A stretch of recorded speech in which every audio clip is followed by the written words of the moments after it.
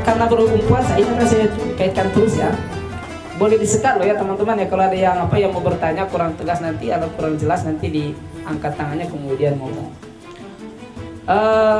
Allah Subhanahu wa taala berfirman, ya ayyuhalladzina amanu kutiba alaikumusiyam kama kutiba alal ladzina min qablikum la'allakum tattaqun. Ada yang tahu artinya enggak?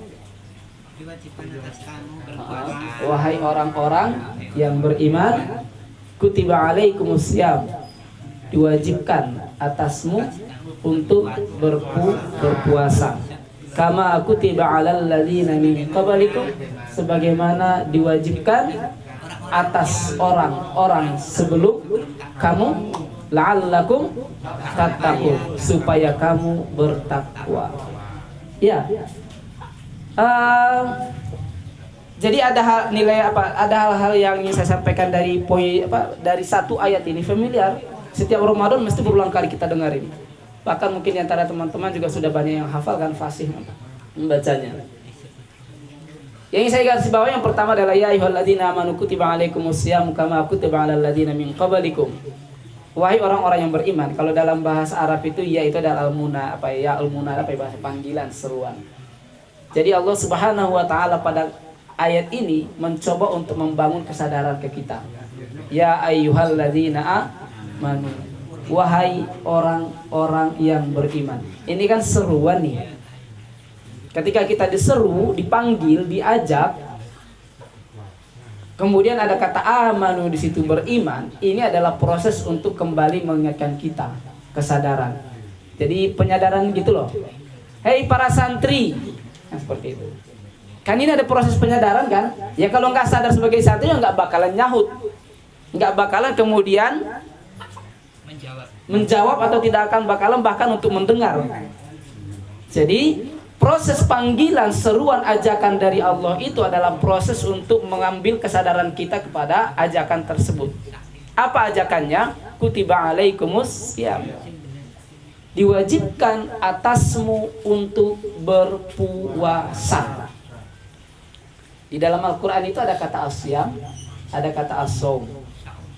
Kata asom digunakan oleh salah satunya adalah ibunda Maryam atau ibunya Nabi Isa alaihissalam. Ketika apa? Ketika beliau diuji untuk hamil. Ya Allah, aku ini gak pernah loh disentuh oleh seorang laki-laki. Bagaimana mungkin aku bisa hamil? Kan bahasa seperti itu. Siapa yang gak bingung?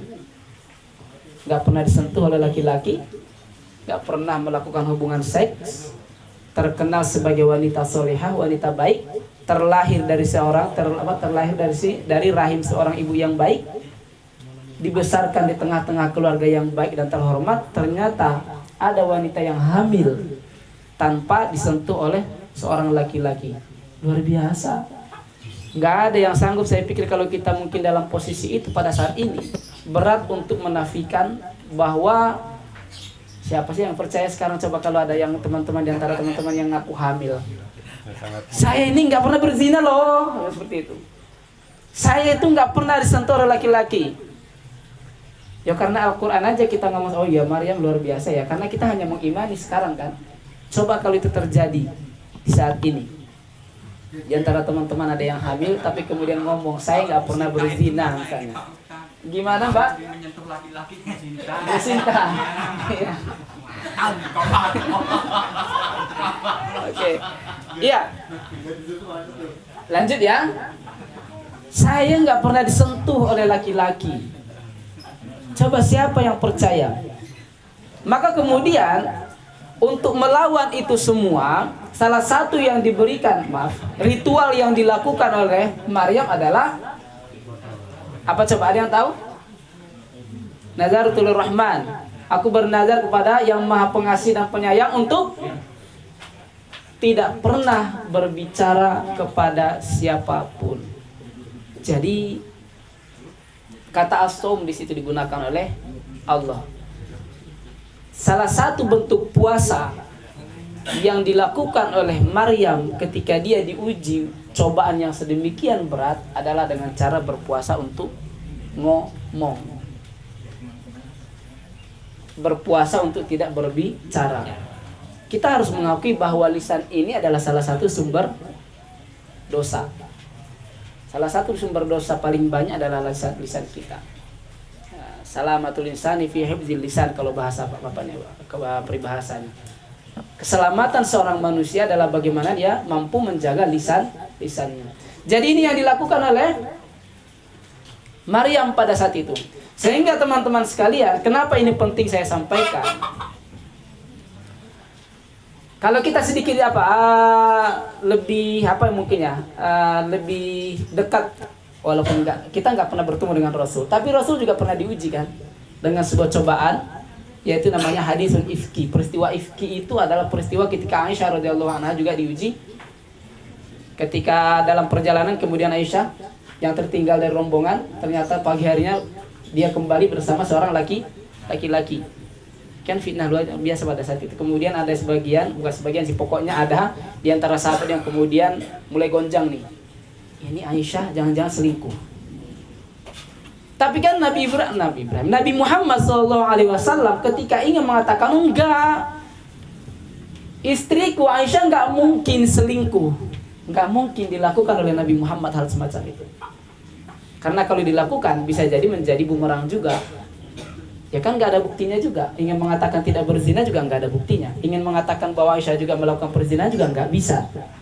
Maka kemudian yang terjadi pada saat itu Rasul mendiamkannya hingga kemudian turun wahyu. Peristiwa itu juga, jadi proses mendiamkan lisan ini adalah salah satu cara untuk membentuk. Saya mengatakan ada mukjizat yang akan terjadi dalam diri kita ketika kita mampu menjaga lisan.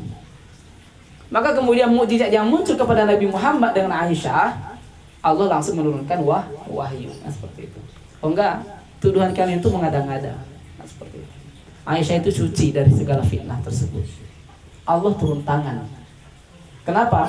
Karena itu tadi Rasul kemudian terdiam karena nggak bisa untuk melakukan pembelaan, sekaligus juga untuk menuduh Aisyah juga nggak bisa. Persis apa yang dihadapi oleh Maryam.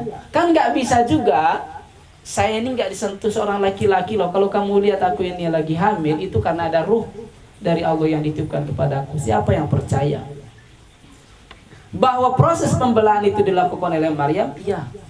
Tapi kan nggak bisa semudah itu orang percaya. Maka kemudian berdiam, menjaga lisan. As-saum di situ digunakan. Ini nadartu saum, seperti itu. Aku bernadar untuk melakukan as-saum, bukan as-siyam. Akan saya jelaskan nanti perbedaannya. Maka teman-teman sekalian, sebenarnya kalau puasa Ramadan itu, as-siyam itu gampang aja untuk melaksanakan. Hanya Hanya 3. Tidak makan, tidak minum, tidak berhubungan seks, tidak mengubah nafsu. Cuma itu yang membatalkan puasa. Teman-teman misalnya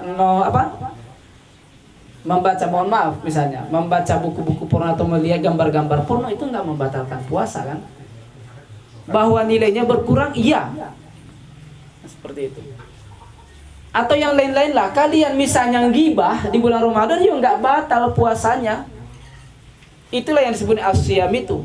Maka kemudian Rasul mengatakan kam min shaimin laisa lahu min siyamihi illal ju' wal 'atas. Betapa banyak orang-orang yang melakukan as-siyam tidak mendapatkan apapun kecuali hanya menahan lapar dan haus. Karena cuma itu memang yang sering kita lakukan di bulan Ramadan ini. Kuat, tidak makan, tidak minum dari terbit fajar hingga tenggelam matahari. Tapi nggak kuat menjaga mata, nggak kuat menjaga lisan, nggak kuat menjaga perasaan. Kan itu yang menjadi cobaan yang paling besar kan? Menahan kenyang, Pak. Menahan apa? Menahan kenyang. Iya. Jadi itu ya. Oke. Yang saya sampaikan teman-teman gini. Bahkan untuk menyampaikan sebuah kebenaran aja juga kita butuh menahan lisan juga suatu saat kan. Persis seperti yang dilakukan oleh Maryam dan Nabi Muhammad. Jadi nggak serta-merta juga seluruh misal kita nih melakukan sebuah kebenaran atau kebaikan. Kemudian ada orang yang mengatakan Allah Nggak mungkin itu kebaikan, nggak mungkin itu kebenaran. Terkadang seringkali kita nggak perlu untuk menjawab itu. Biarkan aja waktu yang kemudian menjawab. Ya, kalau kebetulan mereka adalah orang-orang solih dan solihah, Nabi Muhammad adalah Rasul, Maryam adalah sebagai perempuan solihah, ibunya Isa, maka kemudian yang menjawab langsung adalah siapa? Allah Subhanahu wa taala dengan mukjizat yang seperti itu. Kalau Nabi Muhammad dijawab dengan dalil ataupun ayat Al-Qur'an yaitu wahyu, kalau ibunda Isa alaihissalam dijawab dengan bahwa Nabi Isa berbicara secara langsung ketika masih berada dalam buaya. Itulah mukjizat yang dialami oleh mereka. Teman-teman sekalian, inilah yang paling rumit untuk kita lalui di dalam berpuasa ini dan menuntut ilmu, mendengar, menghadiri majelis taklim. Persis seperti yang kita lakukan di sore hari ini adalah proses untuk memperbaiki puasa kita. Masih ada 10 hari lagi. Kira-kira 10 hari ke depan masih sama nggak sih kualitasnya dengan 20 hari yang lalu? Kalau masih sama, ya mudah-mudahan berbeda ya. Nah, itu menjadi refleksi bagi kita masing-masing. Ya ayyuhalladzina amanu kutiba alaikumusiyam kama kutiba alal ladzina min qablikum, sebagaimana juga diwajibkan atas orang-orang sebelum kamu. Jadi puasa ini bukan milik kita teman-teman ya. Jadi nggak usah terlalu sombong dengan puasa Ramadan ini. Nggak usah terlalu bangga. Ini loh umat Islam luar biasa ada puasanya di bulan Ramadan. Nggak usah terlalu menyombongkan itu. Toh orang-orang lain juga melakukan puasa, nggak usah manusia. Hewan juga berpuasa. Ayam berpuasa ketika mengeram. Anjing itu juga Anjing berpuasa ya? puasa. Nah. Senin Kamis biasanya. Kemudian kupu-kupu sebelum menjadi kupu-kupu juga berpuasa. Semua itu proses untuk menghadirkan pribadi yang lebih baik. Dari kepompong menjadi kupu-kupu, dari ayam kemudian menelurkan, melahirkan atau menetas kemudian generasi-generasi yang imut-imut bagus-bagus. Nah, kita nanti setelah Ramadan itu sebagai apa? Pribadi yang baru atau pribadi yang lama atau pribadi yang lebih buruk? Ya, pribadi yang baru dan lebih baik tentunya. Sehingga kesombongan kita nggak usah lah.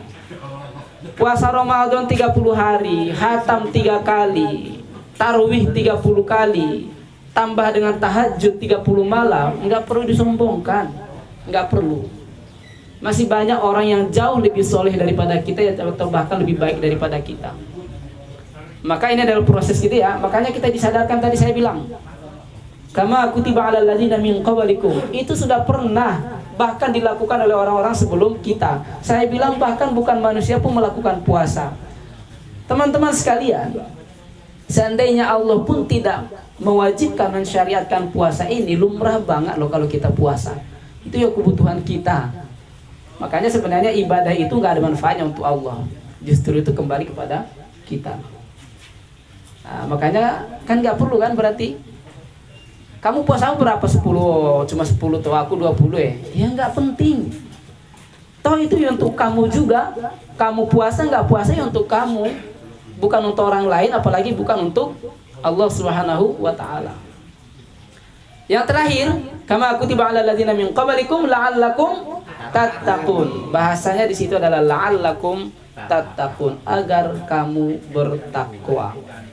Agar kamu bertakwa. Teman-teman sekalian yang hadir pada sore hari ini, yakinlah bahwa puasa 30 hari, tarawih 30 hari, tambah dengan tahajudnya 30 malam, plus khatam Al-Quran berkali-kali, itu tidak menjadi jaminan bagi kita menjadi orang yang bertakwa. Makanya kata-katanya di situ adalah la'allakum tattaqun, agar kamu bertakwa. Proses. Jadi nggak jaminan. Nggak jaminan, Bapak Ibu sekalian, teman-teman sekalian, itu nggak jaminan bahwa kita berpuasa kemudian menjadi orang yang bertakwa. Justru Ramadan ini kan sederhana banget kan. Nah, kalau ada orang puasa di bulan Ramadan nggak ada istimewanya sama sekali. Hal biasa. Hal yang biasa, karena memang semua orang sadar dengan itu. Ketika kita khatam 3 kali, 5 kali di bulan Ramadan nggak ada yang istimewa. Karena semua orang melakukan hal yang sama. Ketika kita tahajud pun misalnya tambah 20 rakaat, pada malam hari setelah tarwih, yo nggak ada yang istimewa. Toh orang lain juga banyak yang melakukan hal yang sama. Sehingga yang menjadi poin pentingnya adalah setelah itu, setelah Ramadan. Maka itu proses kontinuitas itu loh. Kamu ngaji pada bulan Ramadan, ya lanjutkan setelah Ramadan. Kamu puasa di bulan Ramadan, ya kamu lanjut setelah Ramadan. Kalau kamu kemudian tahajud di bulan Ramadan, ya lanjut setelah Ramadan. Maka ketakwaan itu terus dibumbui dan kemudian ditumbuh suburkan. Itu dia teman-teman yang bisa saya sampaikan, karena waktunya juga sebentar lagi, sekitar 5 menit lagi yang bisa saya sampaikan. Mudah-mudahan bermanfaat kepada saya pribadi dan juga kepada kita semuanya yang hadir pada sore hari ini. Amin, amin ya rabbal alamin. Kalau ada pertanyaan silahkan. Kalau nggak ada juga nggak apa-apa. Ada nggak ya? Nggak ada ya? Biasanya nggak Karena ada. juga sudah, karena saya juga udah terlalu sering juga kan apa? Tinggal 4 menit lagi, silakan. Ya, teman-teman yang mau bertanya, Pak Ustadz, yang diwajibkan puasa orang-orang terdahulu itu siapa aja? Kalau yang apa namanya Siti Maryam itu tadi kan atas kehendak dirinya sendiri Yeah. berpuasa. Tapi kalau yang seperti kita ini yang terdahulu itu Yeah. Siapa? Kalau kita mau bicara tentang yang terdahulu ini, karena kan Al-Quran ya, Al-Quran mesti yang dirujuk itu adalah agama Abrahamik. Agama Abrahamik itu adalah mesti adalah Yahudi dan Nasrani. Jadi orang-orang Yahudi dan Nasrani memang punya bentuk ritual puasa. Jadi seperti apa? Saya nggak tahu seperti apa persis, tapi memang ada kan. Jadi puasa itu sudah dilakukan oleh orang-orang sebelum kita. Nah, kata kutiba di situ sebenarnya kalau kita mau bicara tentang bahasa Arab, itu tidak selalu diartikan sebagai diwajibkan. Kalau kita mau bicara kutiba, tapi jangan dikaitkan apa ya dengan puasa Ramadan kita ya. Karena ini menjadi makna menjadi diwajibkan karena dikaitkan dengan Rasul yang melaksanakannya. Kutiba di situ itu adalah sebagai apa bahasa itu ya? Jadi ada aturan. Aturan-aturan yang sudah tertulis yang kemudian kemudian dilaksanakan. Jadi itu yang dimaksud dengan kutiba itu. Jadi bahasanya itu adalah sesuatu yang sudah terformat lah. Nah, jadi sudah terformat, sudah ada aturannya, aturan baku bahasanya. Jadi itu yang. Jadi kalau secara bahasa itu artinya kutiba itu yang sudah terformat dengan aturan bakunya. Nah, itu ya. Maka dengan Alkitab, Al-Quran disebut dengan kitab itu karena sudah ada format di bakunya. Dimulai dengan Al-Fatihah, diakhiri dengan An-Nas. Nah, seperti itu. Jadi teratur. Ada lagi? Enggak ada. Cukup berarti?